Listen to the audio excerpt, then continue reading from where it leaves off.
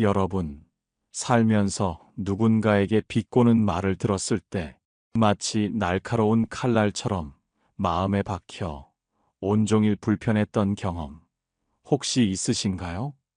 겉으로는 웃고 있지만 속으로는 비웃고 있거나 칭찬인 척하면서 은근히 상대를 깎아내리는 말들 말이에요. 그런 말을 들었을 때 우리는 발끈해서 맞서 싸워야 할지 아니면 그냥 참고 넘겨야 할지 갈등하게 됩니다. 마음속에서는 분노와 억울함이 파도처럼 밀려오지만 막상 그 자리에서는 아무 말도 못하고 주춤거리는 자신을 발견하곤 하죠. 결국 집에 돌아와서야 이불을 차며 후회하거나 몇 날 며칠 그 말 한마디 때문에 마음고생을 하는 경우가 다반사입니다. 오늘 이 시간은 바로 그런 비꼬는 말들 앞에서 더 이상 상처받지 않고 오히려 지혜롭고 우아하게 자신을 지켜낼 수 있는 철학적인 지혜를 함께 나누고자 합니다. 단순히 참거나 화를 내는 것을 넘어 우리의 내면을 단단히 하고 외부의 흔들림에 의연하게 대처하는 방법을 함께 모색해보는 시간입니다. 오늘 우리가 이야기할 주제는 바로 누가 비꼬거든 발끈하지 마라. 이렇게 웃기만 하면 된다입니다. 이것은 단순히 비웃음을 흘려보내라는 이야기가 아니에요. 여러분의 내면을 강화하고 상황의 주도권을 여러분 스스로가 잡는 가장 강력하고 현명한 방법론에 대한 이야기입니다. 우리는 흔히 비꼬는 말을 들었을 때 그 말에 담긴 공격성을 직감합니다. 그리고 인간 본연의 방어기제로 인해 발끈하거나 맞받아치고 싶은 충동을 느끼는 것이 당연합니다. 이건 참을 일이 아니다. 한 번쯤은 따끔하게 말해줘야 하지 않을까 하는 생각도 들죠.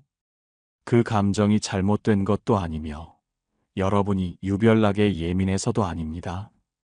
인간이라면 누구나 느끼는 자연스러운 감정의 발현입니다. 하지만 여러분이 그 순간 발끈해서 감정적으로 대응하면 어떻게 될까요? 상대는 오히려 왜 그렇게 예민해? 장난인데. 뭘 그렇게 받아들여? 라며 여러분의 반응을 또 하나의 공격거리로 삼을 뿐입니다. 그러면 여러분은 비꼬는 말로 한 번, 그리고 그 말에 대한 비난으로 또 한 번, 두 번 상처받게 되는 악순환에 빠지게 됩니다. 이는 상대가 의도한 바를 그대로 실현시켜주는 꼴이 되고 맙니다. 그렇기에 우리는 감정적인 대응을 넘어선 더 근본적이고 지혜로운 접근 방식이 필요합니다. 오늘 이 자리에서 제가 여러분께 말씀드릴 방법은 비꼬는 사람에게 대응할 때 말이 아니라 여러분의 표정, 태도, 그리고 내면의 평정심으로 상황을 끝내는 것입니다. 우리는 고대 철학자들이 가르쳤던 지혜 속에서 그 답을 찾을 수 있습니다. 외부의 자극에 흔들리지 않는 내면의 요새를 구축하는 것이죠.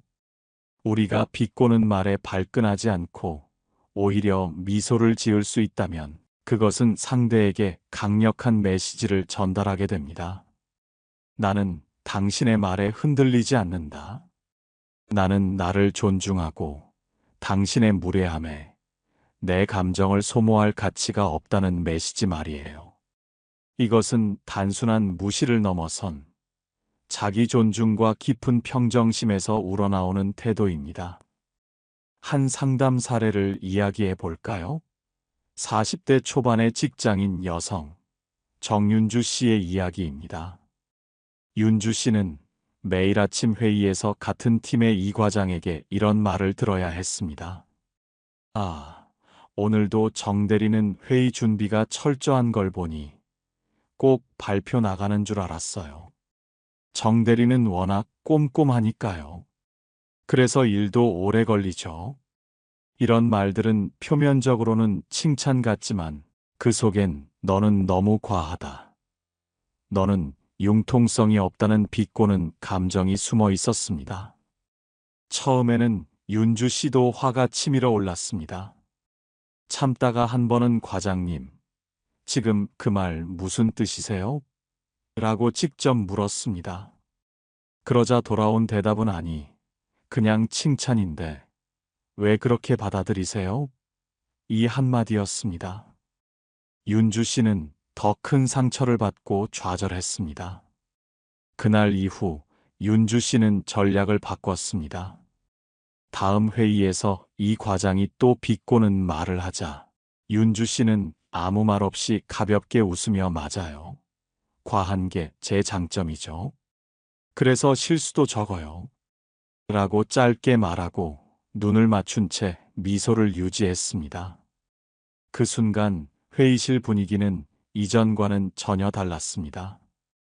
과장도 더 이상 그 말에 꼬리를 물지 못했고 다른 동료들도 윤주 씨를 다시 보는 듯 했습니다. 여러분, 이게 바로 말로 대응하지 않고 웃음과 짧은 말, 그리고 흔들리지 않는 태도로 상대의 무례한 태도를 끊어내는 기술입니다. 오늘 이 시간에서는 비꼬는 사람을 상대할 때 절대 화내지 않고 표정, 시선, 그리고 짧은 문장이라는 이 세 가지 도구를 통해 어떻게 관계의 주도권을 가져올 수 있는지를 하나하나 자세히 알려드리겠습니다. 이 모든 과정은 여러분의 내면을 단단히 하고 어떤 외부의 공격에도 흔들리지 않는 평정심을 찾는 철학적인 여정이 될 것입니다. 다음으로 비꼬는 사람에게 가장 먼저 써야 하는 첫 번째 방법인 농담인 척. 던진 말에는 더 큰 농담처럼 웃으며 되받아치는 법에 대해 말씀드리겠습니다. 이번에는 비꼬는 사람의 말에 화내지 않고 정중하게, 그러나 정확하게 상대의 기세를 꺾을 수 있는 첫 번째 대응법에 대해 말씀드리겠습니다. 이 방법은 생각보다 간단합니다. 바로 상대가 던진 농담을 더 큰 농담으로 되받아쳐 상대 스스로 자신이 한 말이 얼마나 유치하고 무례했는지를 느끼게 하는 것입니다. 우리가 흔히 겪는 비꼬는 말들, 예를 들어 이런 것들입니다. 아이고, 또 열심히 하시네. 일 중독 아니세요? 저런 스타일이 피곤한데, 그래도 성실하긴 하죠, 뭐. 또는, 야, 그 나이에 그 옷 입는 건 진짜 용기 있는 거지? 이런 말들 앞에서 여러분은 어떻게 반응하시나요? 대부분은 지금 나를 비꼰 거지? 이걸 웃어야 하나 말아야 하나 하고 당황하게 됩니다. 그리고 어설프게 웃거나 화가 나서 얼굴이 굳어버리죠. 그런데 바로 그 반응이 상대가 원하는 그림입니다. 여러분이 당황하거나 민망해하면 그 사람은 속으로 내가 한 말이 먹혔다 하고 만족합니다. 그래서 이때 가장 강력한 대응은 감정을 담지 않고 오히려 더 웃긴 농담으로 받아치는 것입니다. 예를 들어 그 나이에 그 옷 입는 건 진짜 용기 있는 거지? 라는 말을 들으면 가볍게 웃으며 이렇게 말하세요. 저는 용기뿐만 아니라 취향도 대단하답니다.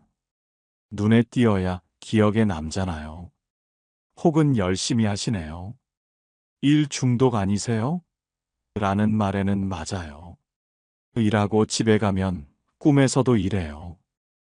효율적인 삶이죠. 라며 더 과장된 유머로 되받아치면 됩니다. 이러한 유쾌하고 여유로운 반응을 들은 상대는 처음엔 여러분과 함께 웃다가 자신이 던진 말이 상대를 공격하지 못했다는 것을 느끼고 점점 그 태도를 바꾸게 됩니다. 제가 상담했던 한 사례를 소개해 드릴게요. 36살의 정혜진 씨는 광고 기획팀에서 일하고 있었는데 회의 때마다 부장님이 이런 말을 했습니다. 혜진 씨는 발표 준비를 드라마처럼 하시네. 감정도 넣고 대사도 다 외우고. 그 말에 동료들은 웃었지만 혜진 씨는 자신이 비웃음의 대상이 된 것 같아 매번 위축되었습니다. 하지만 어느 날 혜진 씨는 정면을 보고 웃으며 이렇게 말했습니다. 감사합니다. 드라마는 시청률도 중요하지만 감정 몰입이죠. 이 회의의 몰입도를 제가 책임질게요. 그 한마디에 분위기는 반전되었습니다. 웃음은 이어졌고 그 뒤로 그 부장도 함부로 말하지 않았습니다. 여러분, 비꼬는 사람은 상대가 움츠러드는 것을 보며 자신이 우위에 있다고 착각합니다. 하지만 내가 그 말을 웃으며 받아치고 오히려 유쾌한 분위기를 만들면 그들은 더 이상 그 무기를 쓸 수 없습니다. 여기서 중요한 것은 표정과 말투의 여유입니다. 절대 인상을 쓰지 말고 가볍게 웃으며 부드러운 말투로 대답하세요. 그런데 그 안에 담긴 메시지는 분명하게 전달되어야 합니다. 나는 당신의 비꼼에 전혀 상처받지 않았고 오히려 여유가 있다는 거요. 이렇게 여러분이 단 한 번만 그렇게 반응하면 그 사람은 다음부터는 여러분에게 함부로 대하거나 비꼬는 것을 조심하게 됩니다. 이것은 단순한 반격이 아니라 자기 존중감을 지키면서 상대에게도 간접적인 교훈을 주는 현명한 방법입니다. 다음으로 비꼬는 사람을 다루는 두 번째 방법, 상대가 한 말의 무게를 그대로 되돌려주는 정중한 되물음의 기술에 대해 살펴보겠습니다. 이번에는 비꼬는 사람을 상대할 때 사용할 수 있는 두 번째 방법, 정중한 되물음의 기술에 대해 자세히 이야기해 보겠습니다. 여러분, 비꼼의 본질은 무엇일까요? 겉으로는 농담인 척, 칭찬인 척 말하지만 실제로는 상대방을 낮추고 자신이 우위에 서겠다는 은밀한 의도입니다. 이런 말에 그냥 웃거나 아무 반응 없이 넘기면 상대는 그 말이 통했다고 생각합니다. 그래서 그 비꼬는 말투는 점점 더 심해집니다. 그렇다고 발끈하면 또 왜 그렇게 예민하냐는 소리를 듣고 공격자처럼 몰리게 됩니다. 이때 필요한 것이 바로 정중하게 되묻는 기술입니다. 이 기술은 상대가 한 말의 의미를 고스란히 되짚어주는 질문으로 상대를 멈칫하게 만들고 자신의 말의 무게를 스스로 느끼게 하는 방법입니다. 예를 들어 상대가 그 옷 좀 튀네요. 눈에 확 들어와요. 라고 말했을 때 그냥 웃고 넘기지 마세요. 가볍게 웃으며 이렇게 말해보세요.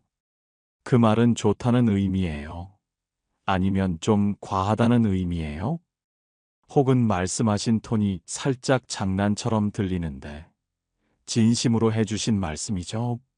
이렇게 겉으로는 부드럽지만 속뜻을 정확히 짚어주는 질문을 하면 상대는 당황하게 됩니다. 왜냐하면 처음엔 그저 웃고 넘기겠지, 혹은 항의하겠지, 둘 중 하나만 예상했는데 전혀 예상 못한 정중한 되물음이 돌아왔기 때문입니다. 제가 상담했던 한 40대 직장 여성, 한지은 씨는 이 방식을 잘 활용해 직장 내에서 자신을 비꼬던 사람을 단번에 멈추게 했습니다. 지은 씨는 회의 때마다 남자 선배에게 이런 말을 들었습니다. 지은 씨는 의견이 참 신선해요. 현실성이 좀 없어서 그렇지. 그 말은 분명히 지은 씨의 의견을 깎아내리는 비꼼이었습니다. 지은 씨는 그 말에 가볍게 웃으며 이렇게 말했습니다. 현실성이 없다는 건 아이디어 자체가 무의미하다는 건가요? 아니면 조금 더 다듬으면 좋겠다는 뜻인가요? 그 말에 선배는 순간 말문이 막혔고 결국 아니야. 의미 없다는 건 아니고 그냥 좀 더 현실적으로 다듬으면 좋겠다는 뜻이었어. 하고 말을 바꾸었습니다. 이처럼 정중한 질문은 상대를 공격하지 않으면서도 스스로 자신의 말이 얼마나 무례했는지를 돌아보게 만드는 힘이 있습니다. 여기서 중요한 포인트는 표정과 말투입니다. 질문을 던질 때 감정을 섞지 말고 미소를 유지한 채 천천히 말하세요. 그래야 상대가 방어적으로 나오지 않고 스스로를 돌아보게 됩니다. 여러분, 사람들은 자신이 한 말이 누군가에겐 상처가 될 수 있다는 것을 잘 인식하지 못합니다. 그걸 억지로 알려주려 들면 방어가 생기고 오히려 더 무례해지기도 하죠. 하지만 질문은 다릅니다. 질문은 공격이 아니라 이해하려는 태도처럼 보이기 때문에 상대는 그 질문을 받은 순간 자신의 말에 담긴 불편한 의미를 다시 생각하게 됩니다. 그리고 그 순간부터 여러분을 더는 우습게 보지 못합니다. 이처럼 우리는 말을 통해 상대의 무례함을 지적하는 동시에 스스로 자신의 언행을 반성하게 만드는 지혜로운 방법을 사용할 수 있습니다. 다음으로 비꼬는 사람의 말에 가장 강력하게 작용하는 세 번째 방법, 의연한 침묵과 가볍게 웃는 얼굴이 주는 무게감에 대해 말씀드리겠습니다. 이번에는 비꼬는 사람에게 가장 강력한 응징이 되는 세 번째 방법, 의연한 침묵과 가볍게 웃는 얼굴이 주는 무게감에 대해 말씀드리겠습니다. 여러분, 우리는 흔히 말로는 부족하고 표정으로는 부족하다고 생각합니다. 그래서 더 많이 설명하고 더 강하게 표현하려고 애를 쓰죠. 하지만 정작 사람을 가장 불편하게 만들고 가장 깊은 인상을 남기는 것은 말없는 단호함, 즉 침묵입니다. 특히 비꼬는 사람 앞에서 불쾌한 감정을 드러내지 않고 그저 웃으며 침묵하는 것, 이것만큼 무서운 반응은 없습니다. 왜일까요? 말을 하지 않으면 상대는 여러분이 어떤 생각을 하고 있는지 도무지 알 수 없습니다. 그 침묵 속에는 지금 나를 우습게 보는가? 내가 한 말이 얼마나 유치하고 무례한지 모르겠지만 나는 굳이 대응하지 않겠다는 강력한 메시지가 담깁니다. 실제로 이 방식으로 회사에서 반복적으로 비꼼을 당하던 박경화 씨라는 여성의 이야기를 들려드리겠습니다. 경화 씨는 30대 후반으로 한 기업의 디자인 팀에 근무하고 있었습니다. 팀 내 남직원 중 한 명이 항상 경화 씨에게 이런 말을 던지곤 했습니다. 경화 씨는 뭐 늘 같은 스타일로 옷 입고 오네요. 변함없어서 참 좋아요. 디자인하는 사람 치고는 되게 단순하시네요. 이 말은 단순한 농담 같아 보여도 매일같이 듣는 사람 입장에서는 참을 수 없는 스트레스였습니다.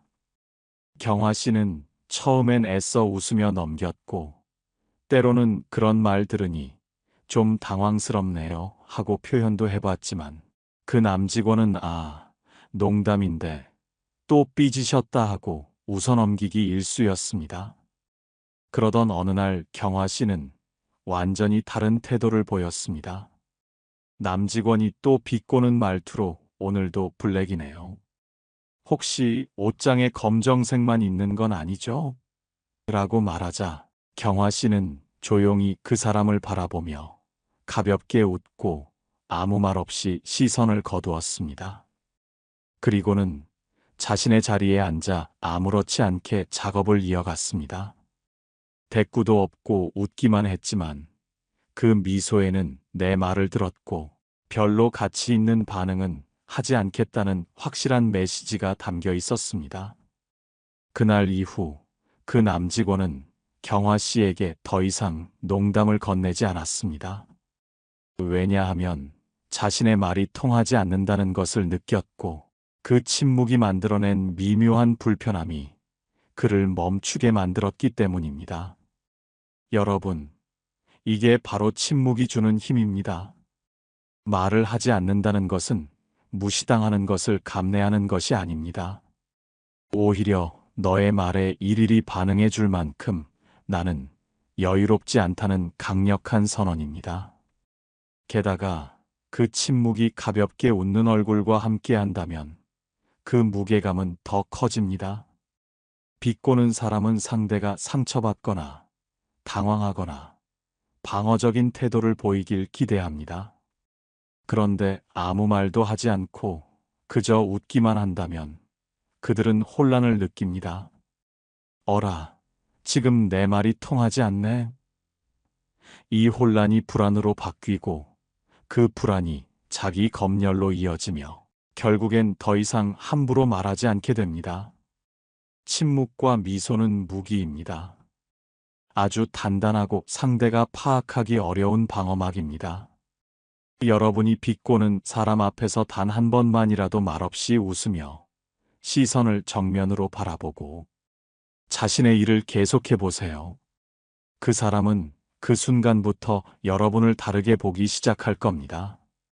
이는 말없이 자신의 존엄성을 지키는 가장 강력한 방식이며 철학자들이 말하는 무지의 질을 역으로 활용하여 상대방에게 혼란과 불편함을 주는 고차원적인 전략이기도 합니다. 다음으로 이 세 가지 방법을 현명하게 지속적으로 실천하기 위한 마음의 준비와 내면의 근육을 단단히 다지는 법에 대해 말씀드리겠습니다. 이번에는 지금까지 말씀드린 세 가지 방법, 즉 첫째는 농담으로 농담을 되받아치는 유쾌한 반격, 둘째는 정중한 되물음으로 상대를 멈칫하게 하는 기술, 셋째는 의연한 침묵과 웃음으로 무게감을 주는 태도. 이 세 가지를 일상에서 지속적으로 실천할 수 있는 내면의 준비와 심리적 단단함을 어떻게 만들어야 하는지 구체적으로 이야기해 드리겠습니다. 여러분, 사람은 누구나 타인의 말 한마디에 쉽게 흔들립니다. 특히 비꼬는 말은 정면으로 공격하지 않기 때문에 더 찌릿하고 더 아프게 다가옵니다. 그 말에는 대놓고 화내기도 어렵고 그렇다고 그냥 넘기자니 자존심이 상합니다. 그래서 더 중요한 것이 내 안의 태도입니다. 외부의 말에 반응하는 것이 아니라 내가 미리 정해놓은 기준대로 일관되게 대응하는 사람. 그런 사람이야말로 어떤 상황에서도 흔들리지 않습니다. 이 기준을 만들기 위해선 먼저 나는 어떤 사람인가라는 질문을 스스로에게 던져야 합니다. 예를 들어 나는 감정을 쉽게 드러내는 사람인가? 나는 남의 말에 쉽게 반응하는 편인가? 내가 중요하게 여기는 가치는 무엇인가? 이 질문들에 대한 답을 명확히 갖고 있으면 상대가 어떤 말을 해도 내가 지켜야 할 기준이 있다는 이유로 감정이 덜 흔들리게 됩니다. 제가 상담했던 50대 초반의 여성 김정희 씨는 이런 기준을 가진 분이었습니다. 정희 씨는 시댁 식구들 사이에서 늘 묵묵히 일하고 불평 한마디 없는 며느리였습니다. 그런데 늘 시누이에게 이런 비꼼을 들었습니다. 아이고, 정희 씨는 진짜 천사예요. 불만도 없고 표정 하나 안 바뀌는 거 보면 진짜 로봇 같아요. 정희 씨는 처음엔 속으로 많이 상처받았습니다. 하지만 어느 날부터 기준을 세웠습니다. 나는 가족이란 이유로 예의 없는 말을 참고 살아야 할 존재는 아니다. 내가 할 수 있는 만큼만 하고 더는 참지 않겠다. 이 기준이 생긴 후부터 정희 씨는 시누이의 비꼼에 가볍게 웃으며 감사해요. 그렇게 보인다면 제가 잘하고 있는 거겠죠? 하고 짧게 말하곤 했습니다. 그리고 그 이후엔 그 어떤 비꼼에도 표정 하나 바꾸지 않았습니다. 놀랍게도 시누이는 더 이상 그런 말을 하지 않았습니다. 여러분, 내가 나를 지켜주는 단단한 기준, 이것이야말로 비꼼에 당하지 않는 가장 중요한 무기입니다. 여기에 더해 하나 더 드리고 싶은 조언은 연습입니다. 여러분, 침묵은 훈련 없이는 절대 유지하기 어렵습니다. 가슴 속에서는 수백 번 하고 싶은 말이 올라오고 억울함이 치밀기 때문이죠. 그럴 땐 작은 상황에서부터 연습해 보세요. 가까운 사람, 예를 들어 친구나 가족이 장난처럼 던지는 말에도 딱 한 번만 미소만 지은 채 아무 말도 하지 않고 상대의 눈을 바라보는 연습. 아주 짧은 시간이지만 이 연습이 쌓이면 여러분은 자연스럽게 비꼼에서도 우아한 침묵을 선택할 수 있게 됩니다. 그리고 그 침묵 속에서 상대가 먼저 불편함을 느끼고 태도를 바꾸게 됩니다. 말을 바꾸는 건 어렵지만 내 표정, 내 자세, 내 침묵은 내가 선택할 수 있습니다. 여러분, 비꼬는 사람은 대부분 약한 반응을 노리고 장난을 가장한 무례를 반복합니다. 그 반복을 멈추게 하는 유일한 방법은 내가 단단해지는 것, 그리고 내가 어떤 방식으로 나를 지킬지를 미리 정해놓는 것입니다. 이처럼 내면의 기준을 세우고 꾸준히 연습하는 것은 단순한 기술 습득을 넘어 자기 자신을 존중하고 사랑하는 철학적 태도를 형성하는 과정이 될 것입니다. 다음으로 오늘 이야기의 마무리로 철학자의 명언과 함께 우리가 이 모든 태도를 통해 진짜 얻고자 하는 것이 무엇인지, 그리고 그로 인해 달라질 삶의 질에 대해 나누어 보겠습니다. 이번에는 우리가 지금까지 알아본 비꼬는 사람을 대하는 3가지 기술이 단순한 대처법이 아니라 삶의 태도이자 자기 존중의 방식이라는 점을 더 깊이 있게 살펴보겠습니다. 그리고 그 중심에는 철학자들의 오래된 통찰이 있습니다. 그리스 철학자 스토아 학파는 외부의 자극에 휘둘리지 않고 내면의 평정을 유지하는 것을 인생의 가장 중요한 가치로 여겼습니다. 그중 에픽테토스는 이런 말을 남겼습니다. 당신을 화나게 하는 것은 상대의 말이 아니라 그 말에 대한 당신의 해석이다. 이 말은 비꼬는 사람을 대할 때 정말 귀담아 들어야 할 문장입니다. 상대는 분명 무례한 말 혹은 비꼬는 말을 했지만 그 말이 나를 무너뜨리는 게 아닙니다. 그 말에 대해 내가 얕보였나? 왜 나를 이렇게 보지? 라며 해석하는 내 사고의 흐름이 결국 나를 흔드는 것입니다. 그렇기에 우리는 상대의 말보다 자기 내면을 다스리는 기술을 더 중요하게 배워야 합니다. 예를 하나 더 들어볼까요? 40대 초반의 남성 이경호 씨는 한 회계법인에서 일하고 있습니다. 경호 씨는 조용하고 성실하지만 상사들이 자주 눈에 띄지 않는 직원이라며 비꼬는 식으로 말을 던지곤 했습니다. 경호 씨는 꼭 공기 같은 존재예요. 있긴 한데 잘 안 보여서. 그래도 조용하니까 문제 일으킬 일은 없겠네요. 이런 말들에 경호 씨는 한동안 아무 반응도 하지 않고 웃기만 했습니다. 그런데 어느 날 상사의 말에 이렇게 한마디를 던졌습니다. 조용한 공기가 없으면 숨이 막히죠. 필요한 사람이 되려고 합니다. 그 짧은 한마디는 회의실에 앉아있던 모두의 시선을 경호 씨에게로 향하게 만들었습니다. 그리고 그 이후로 그를 무시하거나 비꼬던 태도는 자연스레 사라졌습니다. 이건 기막힌 말솜씨가 아니라 자기 확신에서 나온 문장이었습니다. 자신이 어떤 역할을 하고 있는지, 그것이 조용해도 충분히 의미 있다는 것을 스스로 알고 있는 사람이 가질 수 있는 말의 무게였습니다. 여러분, 우리를 우습게 보는 사람 앞에서 단단히 서 있기 위해 필요한 것은 수려한 언변보다 태도입니다. 그리고 그 태도는 나는 내가 어떤 사람인지 알고 있다. 누가 뭐라고 해도 내가 나를 존중한다는 내면의 힘에서 나옵니다. 침묵이 힘을 가지려면 말하지 않아도 존재감이 느껴지는 자기 이해가 바탕이 되어야 하고, 웃음이 무기가 되려면 그 웃음 속에 나는 내 말에 휘둘리지 않아라는 메시지가 담겨 있어야 합니다. 그렇기에 우리가 연습해야 할 것은 말싸움의 기술이 아니라 평정심과 자기 확신입니다. 이것이야말로 비꼬는 말을 넘어 어떤 역경 앞에서도 흔들리지 않는 삶의 지혜를 얻는 길입니다. 이제 마지막 파트에서는 지금까지 이야기한 내용을 정리하고 비꼬는 사람 앞에서 여러분이 보여줄 수 있는 가장 강력한 태도에 대해 마무리 말씀드리겠습니다. 마지막으로 지금까지 말씀드린 내용을 정리하며 여러분께 꼭 전해드리고 싶은 핵심 메시지를 담아 이 방송을 마무리하겠습니다. 비꼬는 사람을 만났을 때 우리는 참을까, 말할까, 늘 그 갈림길 앞에 서게 됩니다.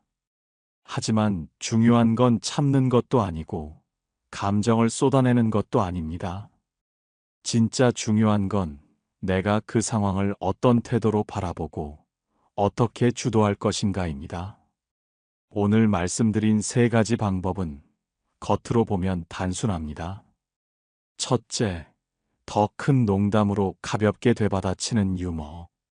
둘째, 상대가 한 말을 정중하게 되묻는 기술. 셋째, 말없이 웃으며 무게감을 전달하는 침묵.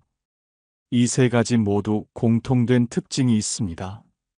바로 내 감정은 내가 지킨다는 단단한 태도입니다. 내가 내 감정의 주인이 되는 순간 상대의 비꼬는 말은 그저 공기처럼 흩어지게 됩니다. 그들이 던진 비꼼에 내가 발끈하지 않고 오히려 웃으며 여유롭게 받아치는 순간 관계의 주도권은 완전히 여러분에게로 넘어갑니다. 그리고 그 순간부터 그들은 여러분을 우습게 보지 못합니다. 한 철학자는 이런 말을 남겼습니다. 당신을 향해 날아오는 화살은 그대로 맞는 순간 무기가 되지만 비켜나가면 그저 바람일 뿐이다. 여러분, 비꼬는 말도 여러분이 반응하지 않으면 그저 바람입니다.